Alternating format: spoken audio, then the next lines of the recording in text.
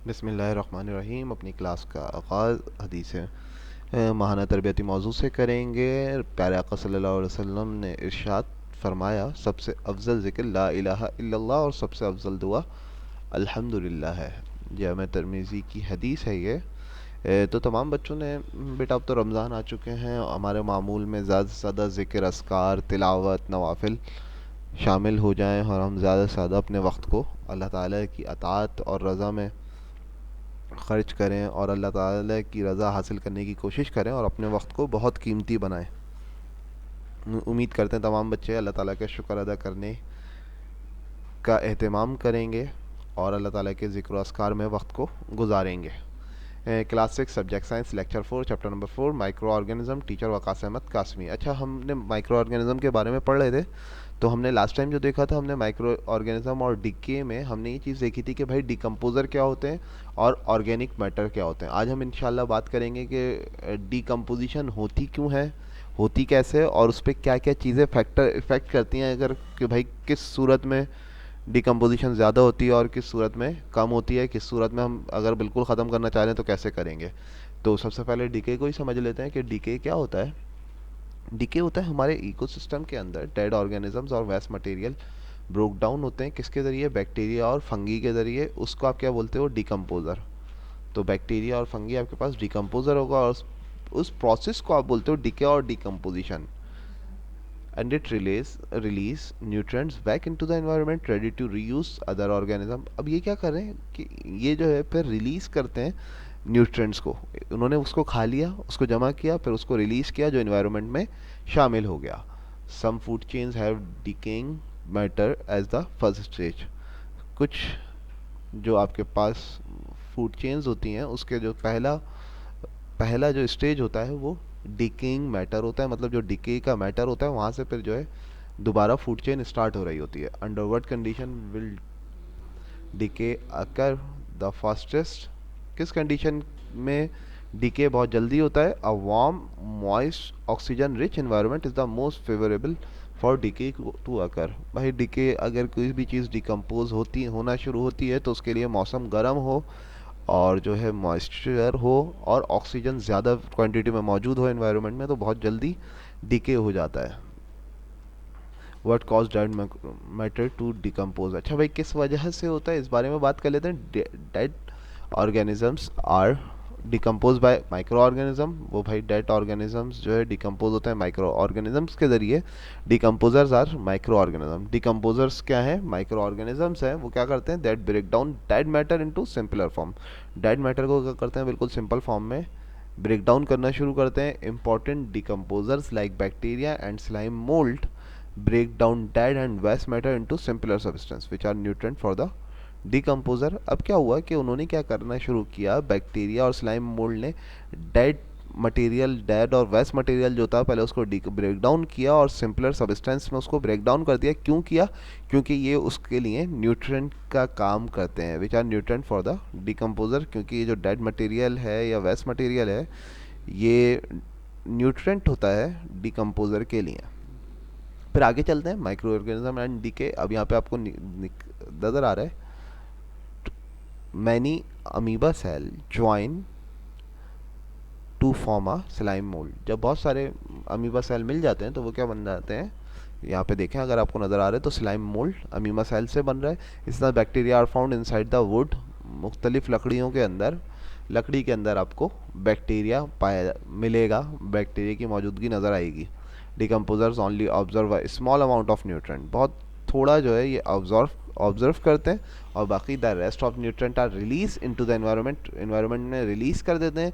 फिर वो plant observe करते हैं अपनी रूट्स के ज़रिए और nutrients from dead plant and animals are recycle. फिर जो वो होता है न्यूट्रिएंट्स जो होते हैं डेड प्लांट और एनिमल के, उसको आप वो फिर रिसाइकल भी होना शुरू हो जाता है।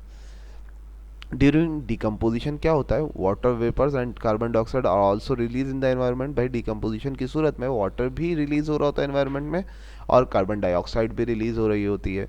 Decomposer break down dead and waste matter so that these substance do not build up on the earth surface. अब डिकम्पोजर क्या कर रहे हैं, जो डेड मटेरियल है, वेस्ट मटेरियल है, उसको क्या कर रहे हैं, डिकम्पोज कर रहे हैं। अगर ऐसा ना हो तो आपकी दुनिया में फिर वो चीज़ रहे, मौजूद रहे, और फिर एक अलग ढेर लग जाए और फिर से कई बीमारियां हों, तो इसका मेडिकल भी फ़ायदा हो रहा है। Nutrient are recycle by the decomposer so that nutrient do not run out. फिर क्या हो रहा है कि डिकम्पोजर क्या कर रहे हैं, उसी न्यूट्रेंट को, डिकम्पोजर को, डिकम्पोजर्स क्या कर रहे हैं, उन्हीं न्यूट्रिएंट्स को क्या कर रहे हैं, रिसाइकल कर रहे हैं। अब क्या होता है, अब अपनी इस बात को जो मेन हमारा आज का टॉपिक है वो है factor that affect speed of decomposition. मैंने शुरू में बात की थी कि आज जो हमारी बहुत इंपॉर्टेंट बात होगी उसमें वो फैक्टर्स को डिस्कस करना होगा कि जिस पे स्पीड बढ़ती है डिकम्पोजिशन की। Young decompose fast than elderly, मतलब जो यंग होते हैं वो जल्दी डिकम्पोज हो जाते हैं एल्डर बॉडी के मुकाबले में। साइज ऑफ बॉडी की जो डिकम्पोजिशन, भाई ये इंसानों जानवरों दोनों की बात हो रही है। Overweight people decompose faster than smaller people. जो ओवरवेट फूले हुए जो लोग होते हैं, मोटापे वाले, वो बहुत जल्दी डिकम्पोज हो जाते हैं। या इसी तरह जानवर जो मोटे फूले हुए जानवर होते हैं बनिस्बत जो पतले दुबले होते हैं। Temperature, naked bodies decompose faster than cloth bodies. अगर कोई बॉडी है, जैसे मिसाल के तौर पे अल्लाह ने, मतलब जैसे हम कब्र वगैरह का डिस्कस कर लेते हैं कि भाई अगर उनको बिल्कुल ऐसी कोई ज़िंदा लाश को ज़मीन में दफना दिया जाए तो वो बहुत जल्दी डिकम्पोज हो जाएगी बनस्बत उसके जो कफन वगैरह में होती है। Lower extremely high temperature preserve corpuscles, lower temperature prevent bacterial growth, slow decomposition. अगर अभी मैंने कहा कि भाई अगर हाईली टेम्परेचर होगा तो बहुत जल्दी ये इनकी रिप्रोडक्शन होना शुरू होगी और बहुत जल्दी डिकम्पोज करना शुरू होंगे। अगर लोअर टेम्परेचर होगा तो वो बैक्टीरियल ग्रोथ को रोकेगा और डिकम्पोजिशन आहिस्ता हो जाएगी। डिकम्पोज फास्टेस्ट 70 टू 99 फ़ारेनहाइट पे डिकम्पोजिशन बहुत तेज़ हो जाती है। इन्वायरमेंट क्या होता है, bodies decompose more quickly in air oxygen rich air जो होती है उसमें बॉडीज़ जो है बहुत जल्दी डिकम्पोज हो जाती हैं। मोर स्लोली इन वाटर और ब्रेड, मतलब जो ज़मीन के अंदर दफन हो या पानी के अंदर थोड़ा आहिस्ता होते हैं। अब आपके पास वही लास्ट में की पॉइंट्स हैं, जो चीज़ें हमने पढ़ी उसके की पॉइंट्स को हम डिस्कस करेंगे। Microorganism can cause organic matter to break down into simpler substance, this is called decay और डिकम्पोजिशन। हमने कहा कि भाई माइक्रो ऑर्गेनिज्म कॉज है, वजह है ऑर्गेनिक मैटर के ब्रेक डाउन होने की, जो उसको सिंपलर सब्सटेंस में तोड़ लेती है, और इस बात को हम कहते हैं डीके और डिकम्पोजिशन। इसी तरह micro organism can cause food decay और स्पॉइलेज, इस बारे में हमने पहले बात की थी कि माइक्रो ऑर्गेनिज्म आपके फूड को भी क्या करते हैं, डिके और स्पॉइलेज कर देते हैं फूड का। This can reduce by storing food in dry cool places with little और नो ऑक्सीजन। हमने इसकी मिसाल देखी थी कि भाई रेफ्रिजरेटर या फ्रिज या ऐसे ठंडी जगह पे हम उसको रख दें और ऐसी ठंडी जगह पे बंद करके रखें कि यहाँ पे ऑक्सीजन कम से कम हो। Decomposers such as bacteria and fungi can break down dead and waste matter into simpler substance, इस बारे में बात हो गई है। डिकम्पोजर जिसमें हमने फंगी और बैक्टीरिया के बारे में देखा कि भाई फंगी और बैक्टीरिया क्या करते हैं, डेड मैटर को ब्रेक डाउन कर देते हैं सिंपलर सब्सटेंस में। Decomposer help to recycle nutrients and ensure that dead and waste matter do not build up on the earth. कुदरत ने, अल्लाह ताला ने इनको, जो आपके पास जो बैक्टीरिया और फंगी हैं, इनको एक काम दिया गया है, उनकी एक जॉब है। वो क्या करते हैं कि डेड और वेस्ट मटेरियल को दुनिया में जमा होने नहीं देते, बल्कि उसको इंसान के फ़ायदे के लिए, उसको ज़मीन को, सॉइल को फर्टाइल करने के लिए इस्तेमाल करते हैं। उम्मीद है आज की ये सारी बातें समझ में आई होंगी। इंशाल्लाह नेक्स्ट क्लास में मिलेंगे। जब तक के लिए अल्लाह हाफ़िज़। अस्सलामु अलैकुम वरहमतुल्लाहि वबरकातुहू।